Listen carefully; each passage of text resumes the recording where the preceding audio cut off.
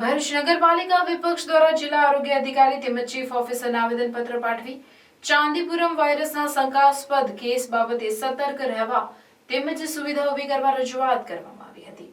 જિલ્લા આરોગ્ય અધિકારીએ ગભરાવાની જરૂર નથી પણ સતર્ક રહેવા લોકોને અપીલ કરી હતી।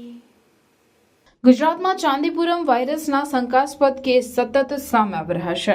સદનસીબે ભરૂચમાં આવો કોઈ કેસ સામે આવ્યો નથી, પરંતુ પાણી પહેલા પાળ બાંધવી જરૂરી છે, જેથી આરોગ્ય વિભાગ અને નગરપાલિકા વહેલી તકે એક્શન પ્લાન બનાવી શહેર તેમજ જિલ્લાના તમામ ઘરોનું સર્વે કરી ત્યાં દવાનો છંટકાવ કરે। કોઈ પણ બાળક બીમાર જણાય અને તાવ આવતો હોય તો તાત્કાલિક સારવાર આપવામાં આવે, તેમજ જિલ્લા અને શહેરમાં ચાલતા આરોગ્ય કેન્દ્રમાં પૂરતો સ્ટાફ મૂકવામાં આવે। લોકોને સેન્ડ ફ્લાય માખીથી કઈ રીતે બાળકોનો જીવ લઈ રહ્યો છે તેમજ ચાંદીપુરમ વાયરસના લક્ષણો, તે થવાના કારણો વગેરે બાબતે જનજાગૃતિ કરવામાં આવે તેવી રજૂઆત પાલિકા વિપક્ષના નેતા શમશાદ અલી સૈયદની આગેવાનીમાં વિપક્ષના દંડક હેમેન્દ્ર કોઠીવાલા તેમજ સભ્યો અને કાર્યકરોએ જિલ્લા આરોગ્ય અધિકારી તેમજ પાલિકા ચીફ ઓફિસરને આવેદનપત્ર પાઠવી કરી હતી। વિપક્ષી સભ્યોની રજૂઆતના પગલે જિલ્લા આરોગ્ય અધિકારી ડીએસ દુલેરાએ લોકોને ગભરાવાનું નહીં પણ સતર્ક રહેવા અપીલ કરવા સાથે કોઈપણ બાળકને વધુ તાવ જણાય કે કોઈ પણ લક્ષણ જેવું લાગે તો તુરંત સિવિલ હોસ્પિટલનો સંપર્ક કરવા અનુરોધ કર્યો હતો। ભરૂચ જિલ્લામાં હજુ કોઈ ચાંદીપુરમ વાયરસના શંકાસ્પદ કેસ નોંધાયા નથી, પણ તંત્ર અને લોકો સતર્ક રહે તે આવશ્યક છે।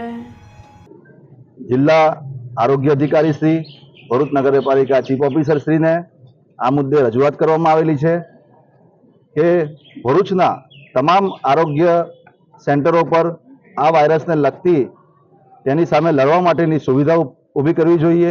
ભરૂચના અંદર દરેક સ્કૂલોના અંદર જ્યાં નાના નાના બાળકો છે ત્યાં સ્ક્રીનિંગ અને બીજી જે લક્ષણો દેખાતા હોય ત્યાં બ્લડ સેમ્પલ લેવાની સુવિધા ઊભી કરવી જોઈએ। તેમજ જ્યાં વરસાદી પાણી ભરાયેલા હોય ત્યાં તેમજ જ્યાં ગંદકી હોય ત્યાં જંતુનાશક દવાઓનો છંટકાવ કરવો જોઈએ। એની સાથે સાથે ભરૂચનું આરોગ્ય કેન્દ્ર અને ભરૂચ નગરપાલિકા તંત્ર આની સામે મજબૂતાઈથી લડી શકે તેની માટે જનજાગૃતિ અભિયાન પણ શરૂ કરવો જોઈએ, કેમ કે આ વાયરસની હજુ લોકોને જાણ નથી। એટલે આ વાયરસ શાના માટે થાય છે, શા કારણોથી થાય છે તેની જનજાગૃતિ લોકો વચ્ચે લાવવી જરૂરી છે। અને લોકોએ પણ જે આરોગ્ય ખાતા દ્વારા જે કંઈ બી ગાઈડન્સ આપે તેને ધ્યાનમાં રાખીને પ્રિકોશનના ભાગરૂપે તૈયારી કરવી જોઈએ। અને આજરોજ નગરપાલિકાના તમામ સભ્યો તેમજ અમારા આગેવાનો દ્વારા રજૂઆત કરવામાં આવેલી છે કે આના ઉપર ખાસ ધ્યાન આપવામાં આવે। નમસ્કાર, હું ડૉક્ટર જે.એસ. દુલેરા, ભરૂચ જિલ્લાનો મુખ્ય જિલ્લા આરોગ્ય અધિકારી। હાલ ચાંદીપુરા વાયરસના જે અન્ય જિલ્લાઓમાં કેસ નોંધાઈ રહ્યા છે, તો ભરૂચની જનતાને હું આ બાબતે અપીલ કરવા માગું છું કે બિનજરૂરી ગભરાઈ જવાની જરૂર નથી। થોડી સાવધાની રાખીએ કે જેથી કરીને આપણે આ રોગચાળાથી બચી શકીએ એમ છીએ।